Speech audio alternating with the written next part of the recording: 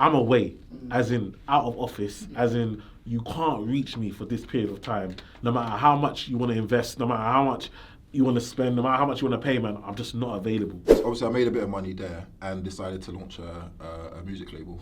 Come on. Bottomless pit. Yeah, bottomless pit.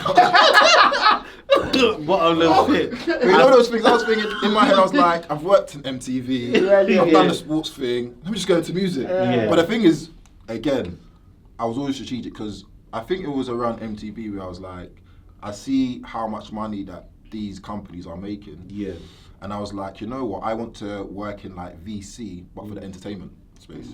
Again, I was just doing little research. I didn't really actually know what a VC is, but in my head, I was like, if I'm going to start a VC, the one thing I need to have is contacts. I can't just have money, and then how am I even going to know the people you need to know? So I was like, I need to have contacts. So MTV, I was like building contacts in media. Sports, I was like building things in sports, build relationships.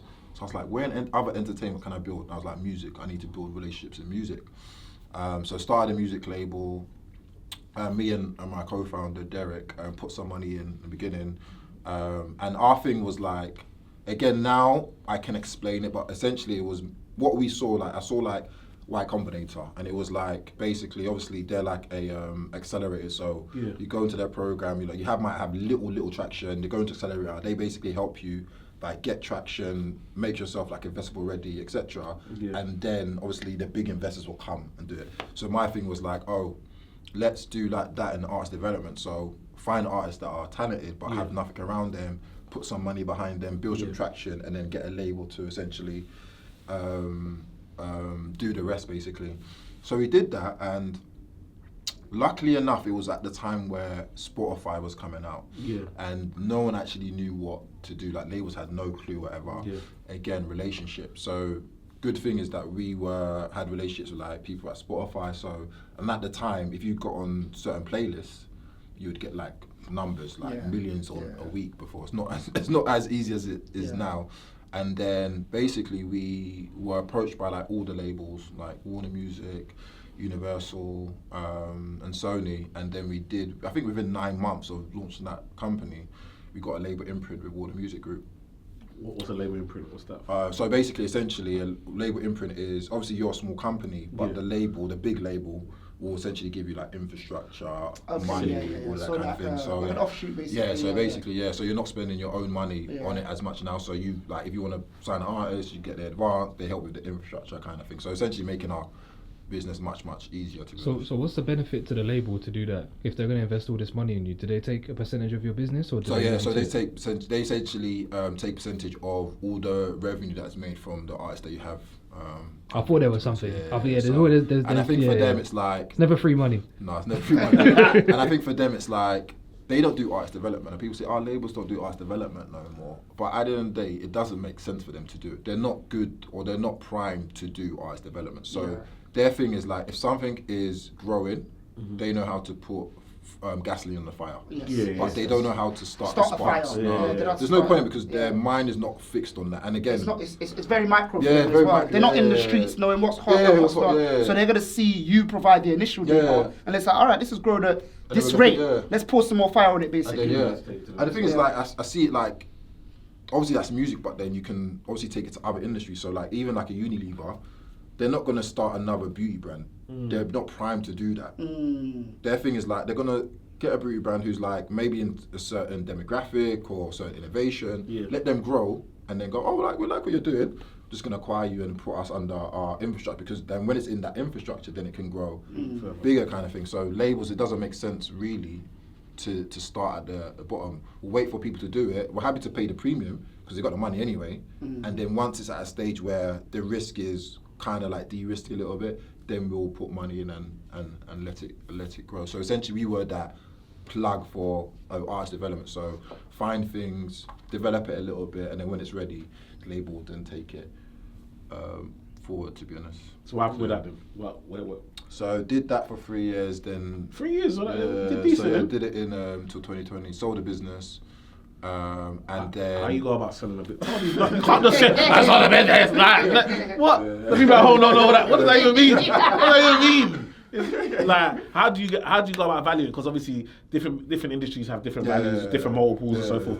Tell them. So basically, at this stage, it was around like 2019, just before lockdown, and it was when a lot of banks and investment funds, etc., basically they were seeing that music or catalogs essentially were not moved by like the world news and stuff like that. So obviously stock market or whatever can be moved by like the world news and stuff like that. But music, it had like a residual income that would happen all the time. So a lot of them were investing in the music industry. Like people were getting like stupid multiples. Like I know friends who are producers were getting like basically 20x their like annual like revenue from like publishing or whatever. And even like in business, getting 20x your thing is it's crazy. It's crazy. Normally it's anywhere from 3 to 5. So 20 is crazy. It's mad. It's to the point where I feel like, again, those people didn't really understand music. They just knew, okay, cool. If this person's getting 100k a year, and we're seeing it for the last 3 years, it's most likely they're going to get like 100k a year moving forward. And then with things like Spotify and Apple Music and YouTube and Amazon and all those kind of things, the value of music is going to grow. So more people are going to listen to music, people are using music in more things. So essentially that 100k could increase basically. So sold it to a Canadian fund essentially. Or the catalogue, so it wasn't a business, it was the catalogue we sold. And then I think it was at the time, so how it goes on from there is basically, so that happened, amazing, and then basically my brother passed away. In 2020. And then basically it was for me, again, you've made money, but then you're like, what is the meaning of money, to be honest, at the end of the day? So it's funny because you grow up hustling and saying, I want to make money, I want to do this. You made it, but then the worst thing happens to you where you realize that life is like fragile. And you realize that money doesn't really, it's good to have because obviously you want to live a nice life, but it's not the be all and end all of everything like that. And then I think from there it changed like how I think and what I want to do next. Because even for me it was like, I always say this all the time, was like at that moment it was like I was asking myself, if I was to die tomorrow, like what impact would I have had in the world? And I think everything I did was very selfish. So everything was like making sure that I was alright, or the people around me were alright, to be honest. But did I really impact the world? No. I can say that. Regardless of all the accolades or people saying this, all of that, did I impact the world? No, to be honest. So it changed the way like I thought in terms of what I want to do next. Okay, so how did you, when you got to that stage, what was it that made you start your new and current business? So CCV started 2 reasons. One, because I wanted to create a business that there was a purpose behind. And then the other one was basically at the time I was speaking to my friend in America and she was like raving about Fenty. And I'm a curious person, so I was like, oh, like, what do you like about Fenty? And she said to me it was the first brand that made her feel seen. Because all the other makeup, I don't think there was a lot of makeup brands that were creating products for like people of darker skin tone. And I think some girls were using like 2 or 3 foundations to whatever, which is mad. So she said it was the first time she feels seen in it. And then also she said that because of the makeup that she has, she feels confident, bold, and that's what makeup does. And for me, maybe I didn't realize it, but product is so important. Like, there's certain products that change people's lives. Literally. So for me, it was like I've worked in product with in Nickelodeon, and you see like when kids, like even when I'll give my friends like SpongeBob stuff, like or like nieces, nephews, or godchildren, whatever, you see the joy it brings in their faces. So you realize how important product is. And then I was like, so that's what I want to do. I want to get into product. But because I have this network of talent already, I can obviously work with them to create products. But I didn't want to do anything that was like harmful or negative or anything like that. I wanted to create products that actually change people's lives. And then that's where CCV was formed, to be honest, and probably spent like 6 to 9 months doing the research on everything, like how all of that kind of things, to be honest, before actually we started like the company properly. So this is going to be, it's a kind of a new business that you thought of. It sounds like it works, and you mentioned that you did 6 to 9 months worth of research.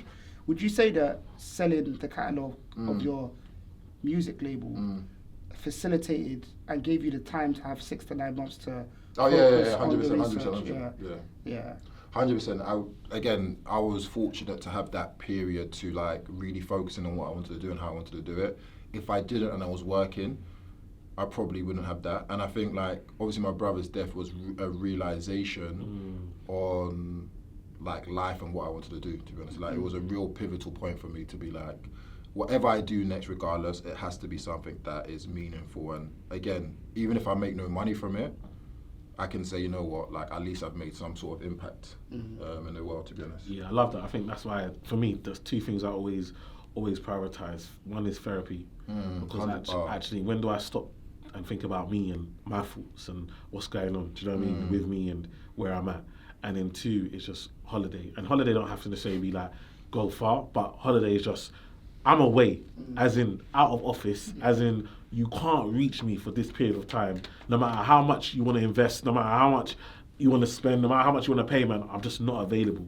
Like, because sometimes it's not until you stop, you realize where you want to go. Yeah. Like, because we're just going and going and going, that we're being led by society, by your alarm clock, by the expectation of everybody else around you.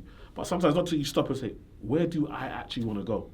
And then you can be like, okay, this is the direction I want to go. Because life will just take you wherever. You can wait. I don't know if you had it. You wake up in the morning, you had one plan.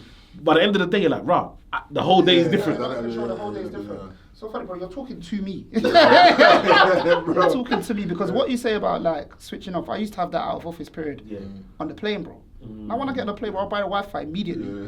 I don't even dance around with the package. The top one they got. I don't even dance around, bro. How many devices? Let me get it all. Like, even the other day I was speaking to her, I said, what's the point in an iPad? Like, iPad is like, why do we need a tablet nowadays, innit? Yeah. And I realised when I got on the plane the other day, because you could just, when you get on the plane, you know, sometimes I won't connect to the laptop, but connect to the phone. But a tablet's in the middle. Bigger, you can have like a keyboard, but it'll still, bro.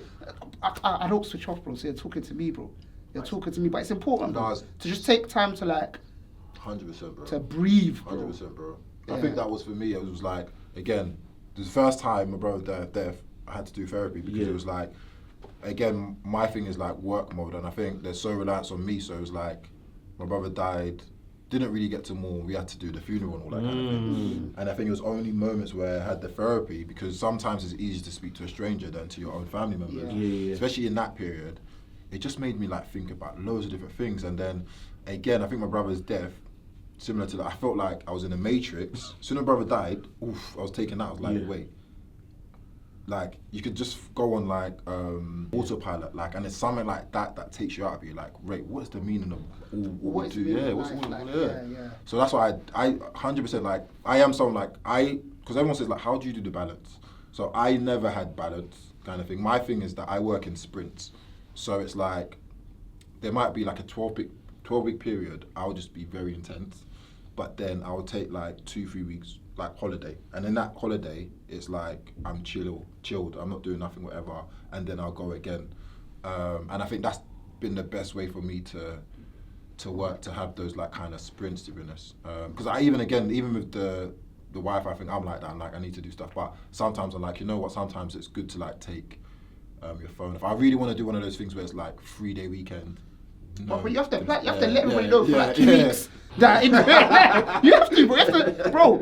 You're talking about the sprint. You can't just do it mid-sprint, bro. You have to slow things down everywhere. Like put this out. But you don't think so? You have to, bro. 3 days. You don't have to. You have to. Iman, can you shut your phone for 3 days from right now? I've done it. No, but from right now, unplanned. I've done it, and my mum's calling my wife. He's not answering. He's gone. I've done it, bro. It's needed, bro. Can you leave it and just turn off your phone? I'm just saying, unplanned. Can you turn off your phone for 3 days? Bro, but you was planning. You planning yourself, but forget everyone else.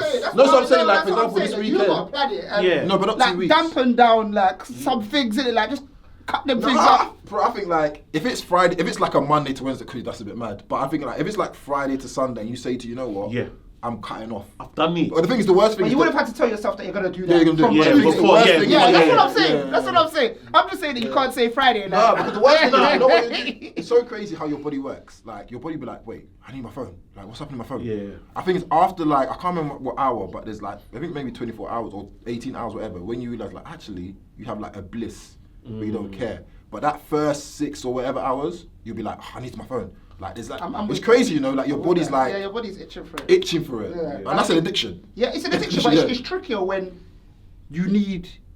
Because when you run a business, you need your phone for work as well. No, that's just the Friday to Sunday. No, I'm with you, but I'm saying that, like, we say that phone's an addiction, and for some people it's an addiction in a social setting. For me, it's just like, do you get what I'm trying to say? But no, I'm with you. I feel like that 6 hour thing makes sense, and then when you get a bit further into it, because there's been times where I've been like, I don't know, like I fell asleep in the middle of the day, I woke up in a panic, and literally nothing has happened. But there's other times where, how can I be sleeping, bro? Look what's happened. You know what it is that I think, like you said, death makes you realise that life is such a harsh reality. Bro, when my dad died, bro, you think I could care about anything else, bro? But I had to, bro. It was like all of a sudden, it's like, no, but we gotta pay bills. Oh, but the letters. Oh, we gotta cancel this car. We gotta cancel this. We gotta do this.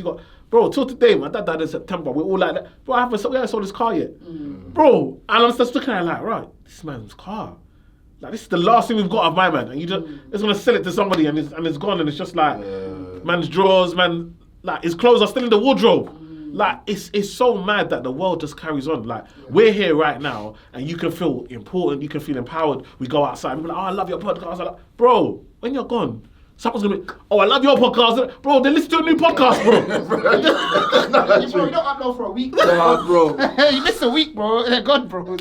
So sometimes you put so much on what other people are saying. Like, bro, you've got to look after yourself and focus. Even like now, like man's trying to do this gym thing and lose weight, bro. How have I managed to go gym 3 times in a week? I couldn't even go once before. But you see, once you made it a priority, bro, all of a sudden, I've cancelled team meetings. Sorry, can't do the meeting. Guess what? Things still got done. It's true, bro. It's facts. Things still got done. That's why prioritize yourself, man. Like health, like your family, your friends. Prioritize them, man. Because everything else can be like moved. Obviously, there's things that you have to like change, but bro, like I said, as you said, man, if you put a priority to do something, you'll make sure it happens, to be honest. So what was your first company? The first one that you did? What's the first one? How did it come the brand. Yeah, first brand you did. Nala's. No way. Yeah. You just went straight to the... Nala's was we the first one. went straight to the top. To the top of the mountain. The first one. So how does that come about? How does that start? Yeah. What's the conversation like? Does man just call like, yo, have you thought about... No. So Krept had the idea. Okay. It wasn't in like, no one could take credit for him. Like Krept and obviously Sasha were bringing in Nala's into the world, and I think Sasha wanted to... She was going on this thing where she was careful about what she puts on her skin, what she eats, and also again it's for like Nala, like what she wants to put on her baby, kind of thing. And you realize how important a baby is to a mother. Like they want to make sure everything is right. And I think they went around to different stores to find if there was any product that they can put.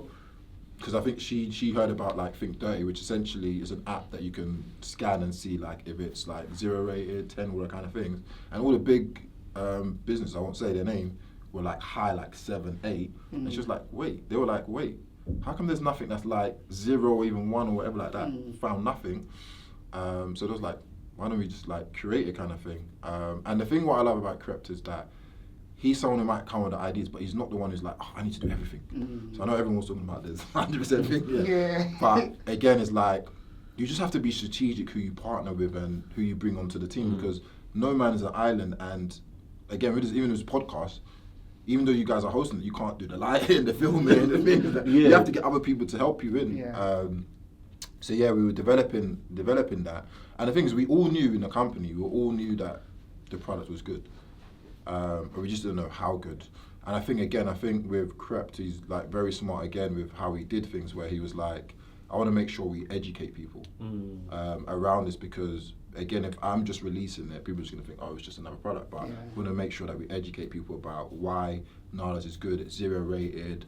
Having someone like Boots as well, which is a premium retailer, again, solidifies and gives that like credibility to it. Because obviously when you're going to Boots, you're going in because you want to get like a premium like skincare, body care, whatever. So having Boots be the first partner to launch it with like was great. And then again, people just supported it, man.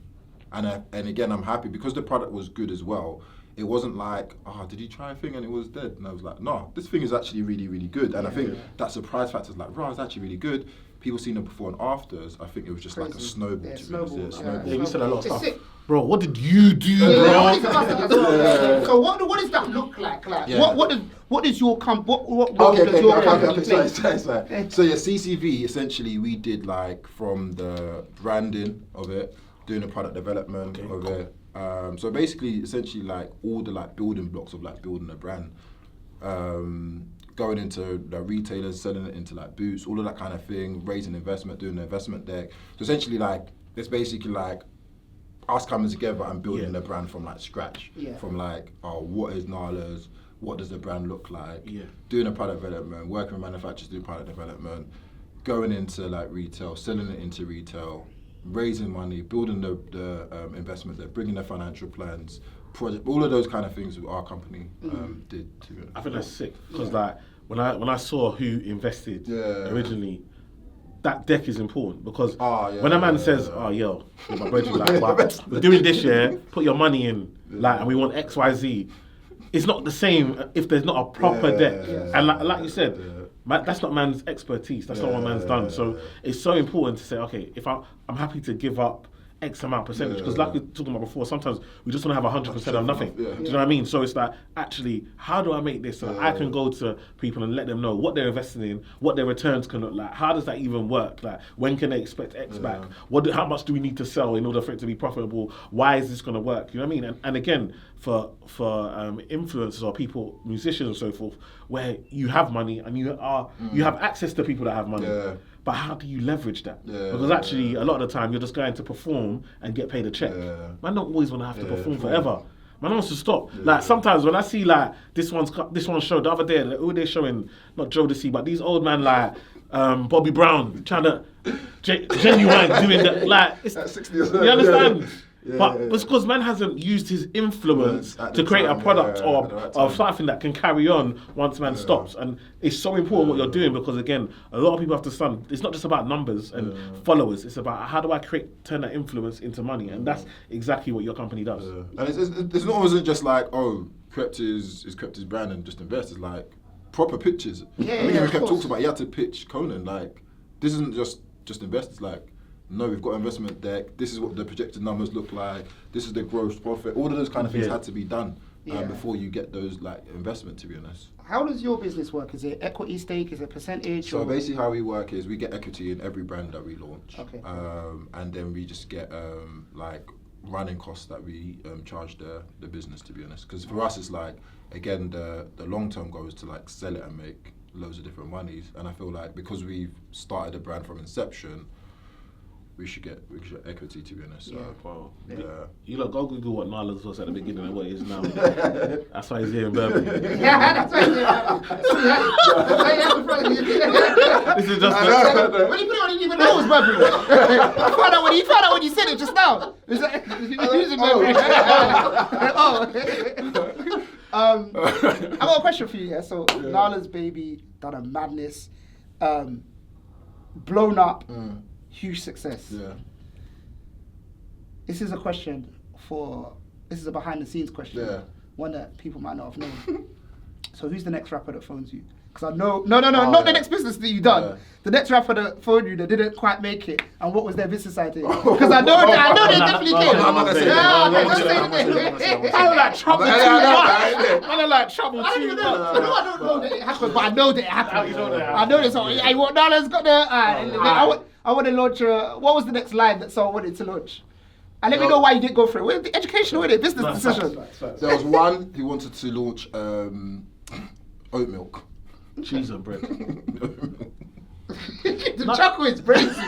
No, because just laughing at me. No, because there's some industries, where it's like there's not much like there's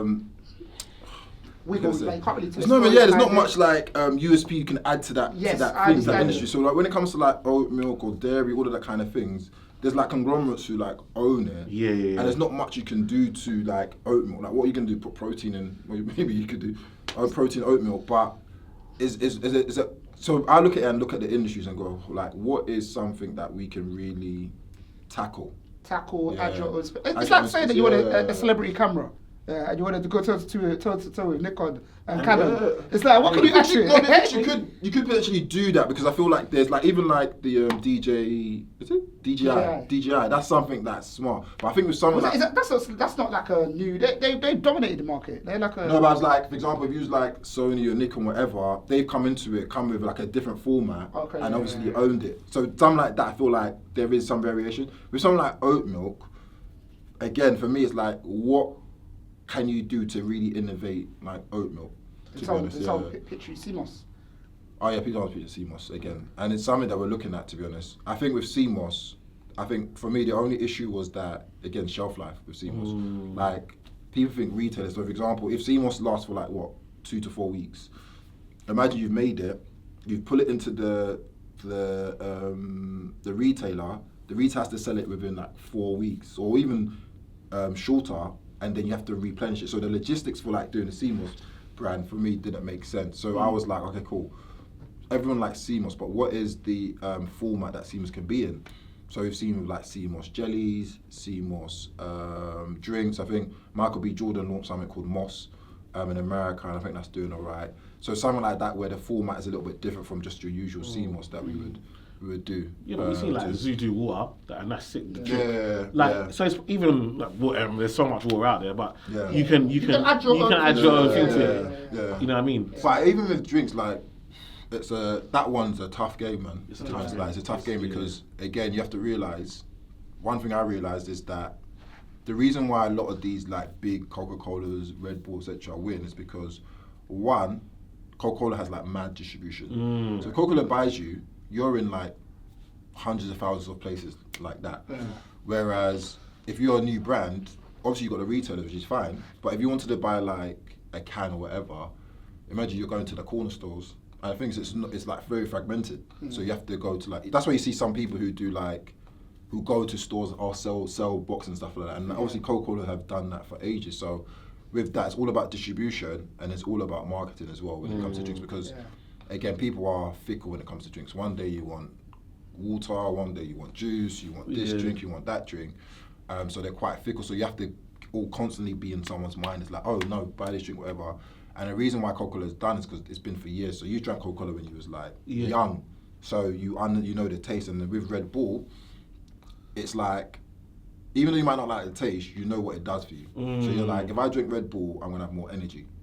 So you're gonna, in your head, you're thinking, okay, cool, this gives me energy. So forget about the taste or whatever, or the cost, you're like, this gives me energy kind of thing. So with drinks, again, you have to think about like, what is like your purpose in someone's daily life, for example, for us. So I think with Sips, it's done well in the beginning, but for us, it's now like, how do we keep on that momentum going, to be honest. Do you feel like someone like H has to continue to make music and has to continue to chart in order to make the brand continue, or can it go on its own? Again, look at Zoo, Big Zoo. I think it's more about you have to constantly put your drink in front of people's minds. So that's why they're doing things like with UFC or with Tottenham or stuff like that, because you always have to be visible in people's lives. So people might go, oh, I forgot about it, but oh, I've just seen your drink there, so let me get it kind of thing.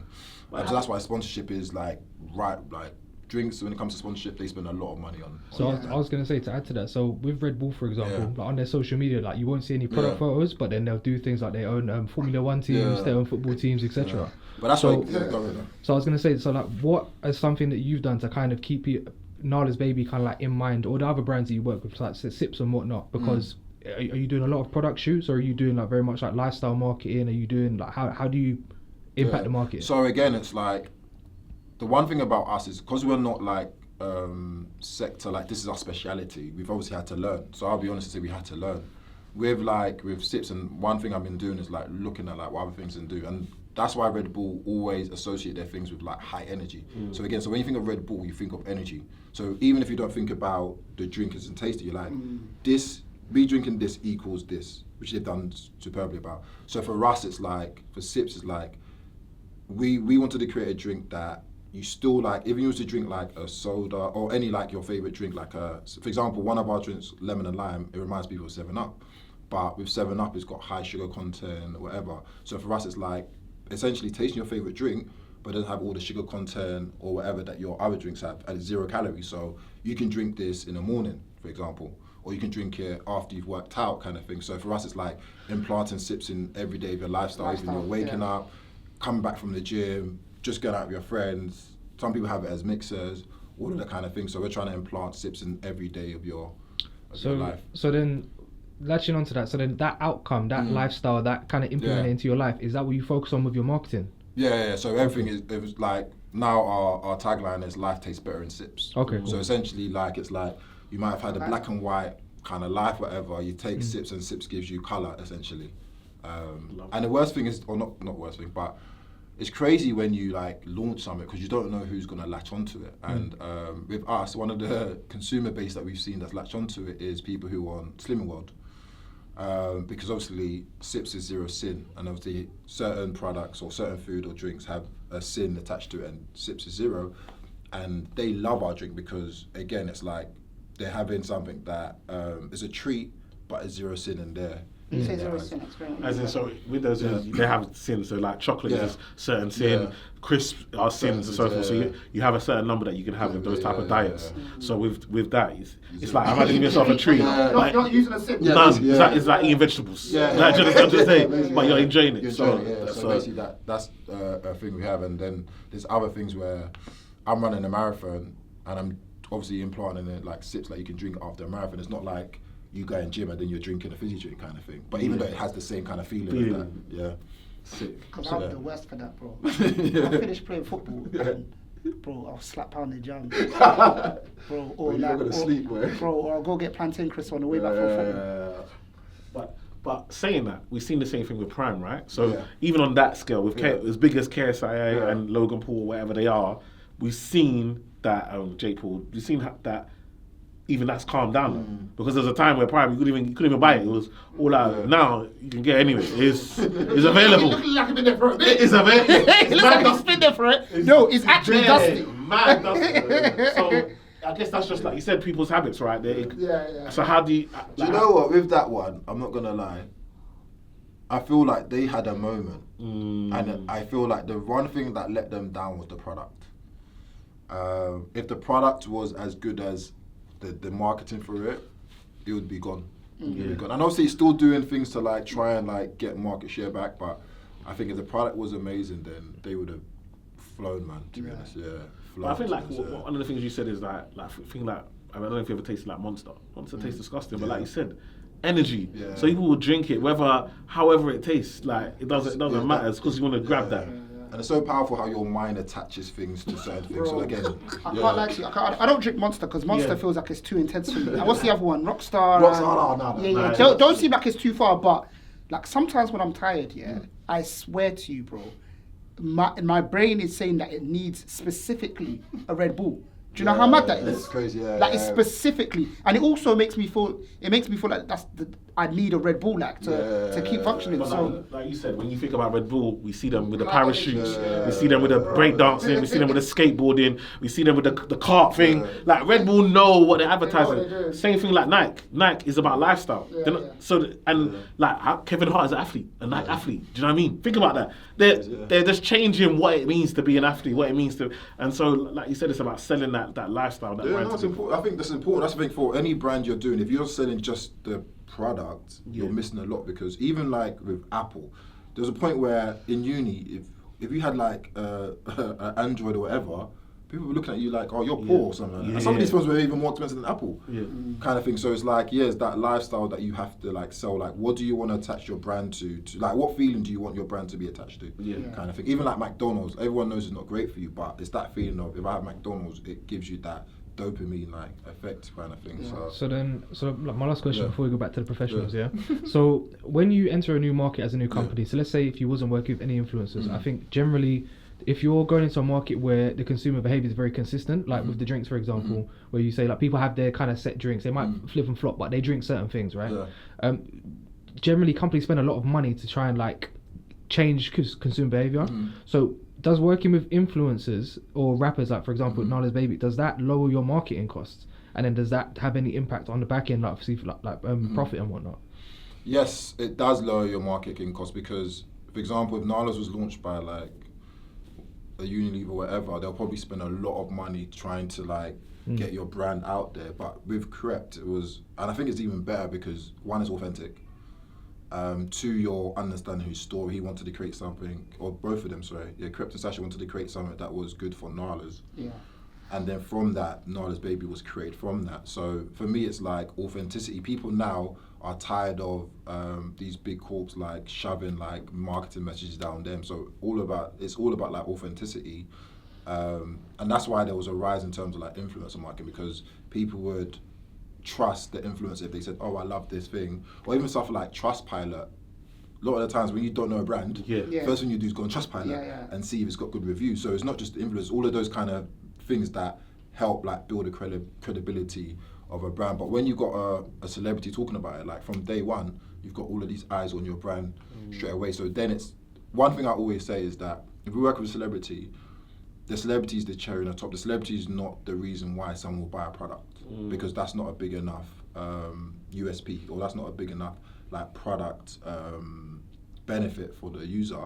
It's more about the celebrity will bring the people. Like, for example, you're bringing the people to the shop.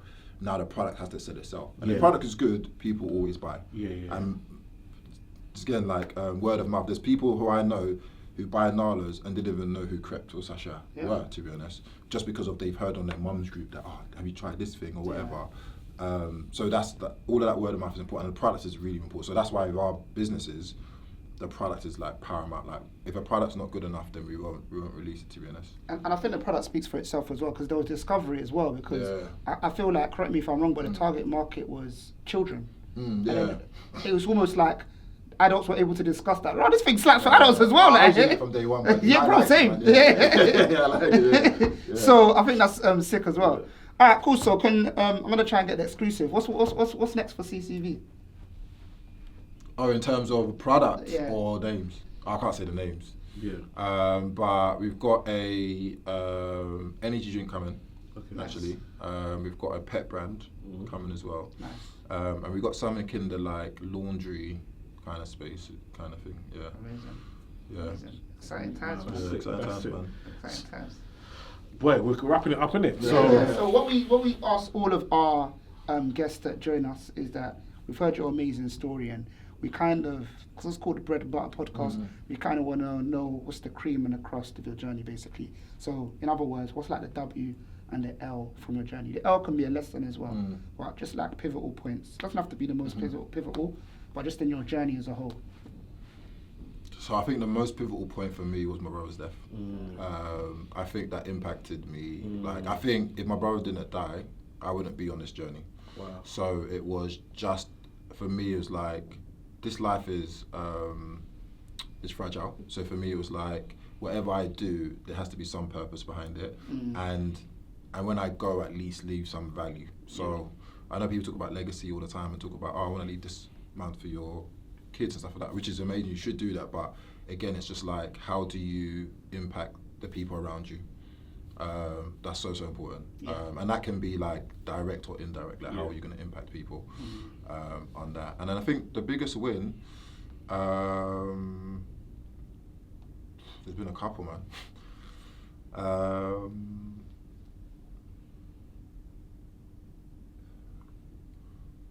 Do you know what? I think the biggest win was the vote of thanks speech, to be honest. Nice. Obviously, I know I've done everything, but obviously, Nigerian parents, like I said in the beginning, for them, like from them moving all the way from a village in Nigeria to come to the UK, and to take and to bring up your kids that they go to university, and then that kid being the person who speaks in front of all of their thing. For me, I think that even if I do 100 million deal, that was it. You won already. That one would be the one for them, to be honest. I can imagine as well. Everything that we know about African parents, I can imagine why that one makes a lot of sense for them. They were just saying all the aunts and uncles.